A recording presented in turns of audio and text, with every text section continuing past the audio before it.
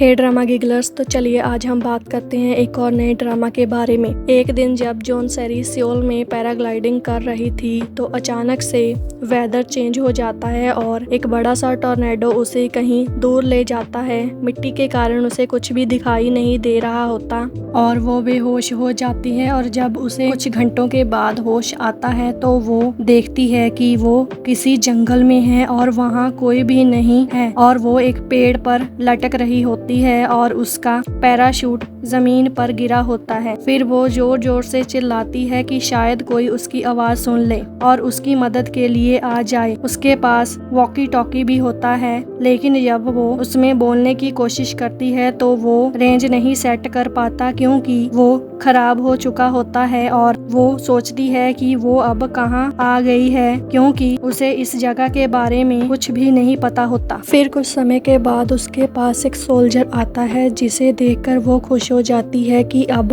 वो अपने घर चली जाएगी उसकी मदद से। और जब उसे पता चलता है कि ये एरिया नॉर्थ कोरिया है और वो साउथ कोरिया से यहाँ आ गई है तो वो डर जाती है क्योंकि अब वो दूसरे देश में है और वो आसानी से यहाँ से नहीं जा पाएगी। और जोंग ह्यूक उसे कहता है कि वो सीक्रेटली उसे यहाँ से वापस भेज देगा और वो अपने घर पहुँच जाएगी। जियोंग ह्यूक उसे अपने घर लोगों से छिपा कर ले आता है कि जब उसे मौका मिलेगा तो वो उसे बॉर्डर पार करवा देगा। सेरी जो कि एक बिजनेस वुमन होती है और वो एक बड़ी कंपनी जो कि कॉस्मेटिक बनाती है, सेरीज चॉइस उसकी मालकिन होती है, जिसे उसे अपनी मेहनत से बिना किसी की मदद के टॉप ऑफ द कंपनी बनाया है। जब सियोल में ये खबर फैल जाती है कि सेरी मिसिंग है तो उसकी कंपनी के शेयर्स गिरने लग जाते हैं। सेरी के पिता उसकी मिसिंग रिपोर्ट लिखवाते हैं कि वो जल्दी से मिल जाए क्योंकि उसके मिसिंग होने से पहले उसके पिता चाहते थे कि वो उनके फैमिली बिजनेस को ज्वाइन करे और उसे संभाले। वो उसे उस बिजनेस की ओनर बनाना चाहते थे क्योंकि उसमें बहुत सारी एबिलिटीज थी जो कि एक ट्रू ओनर में होनी चाहिए। लेकिन उसके भाई इस बात से सहमत नहीं होते क्योंकि वो चाहते हैं कि उसे इस प्रॉपर्टी से निकाल दिया जाए ताकि सारी प्रॉपर्टी सिर्फ उन दोनों भाइयों को ही मिल सके। जब सेरी का कुछ पता नहीं चलता तो उसके छोटे भाई की पत्नी कहती है कि वो किसी भी तरह से सेरीज चॉइस कंपनी का मालिक बन जाए। लेकिन जब इस बात का पता बड़े भाई को चलता है तो वो भी उसका मालिक बनने के लिए तैयार हो जाता है और छोटे भाई को रोकने की कोशिश करता है ताकि वो खुद उस कंपनी का मालिक बन सके। और दूसरी तरफ सेरी जब ह्यूक के साथ उसके घर में चली जाती है तो उसे बहुत मुश्किल होती है क्योंकि वो एरिया बहुत गरीब होता है और मिलिट्री के पास होता है तो वो वहाँ खुद को एडजस्ट नहीं कर पाती। लेकिन जोंग ह्यूक उसकी पूरी मदद करता है कि वो वहाँ पर एडजस्ट हो सके। पहले तो सेरी के बारे में कोई जानता भी नहीं होता, लेकिन जब ह्यूक के साथी उसके घर में आते हैं एक दिन तो वो सब देखते हैं कि यहाँ पर एक लड़की रह रही है तो उन्हें पता चल जाता है। तो फिर सभी सेरी की मदद करने के लिए तैयार हो जाते हैं। कुछ समय के बाद वहाँ के मोहल्ले की लेडीज को भी पता चल जाता है कि वहाँ कोई लेडी रहती है तो वो सेरी को ह्यूक की फियांसे समझ लेते हैं कि वो वहाँ पर कुछ समय के लिए आई है और फिर वो जहाँ से चली जाएगी। ह्यूक का मिशन होता है अपने भाई की मौत का पता करना, जिसके लिए उसने आर्मी ज्वाइन की थी। धीरे धीरे उसे पता चलता है कि उसके भाई को एक करप्टेड ऑफिसर के कारण मौत मिली क्योंकि वो उसका सच लोगों को बताना चाहता था। एक दिन सियोदेन अचानक से मिलने आ जाती है क्योंकि उसकी शादी ह्यूक से होने वाली है। दोनों फैमिलीज ने मिलकर इन दोनों का रिश्ता किया था। डेंग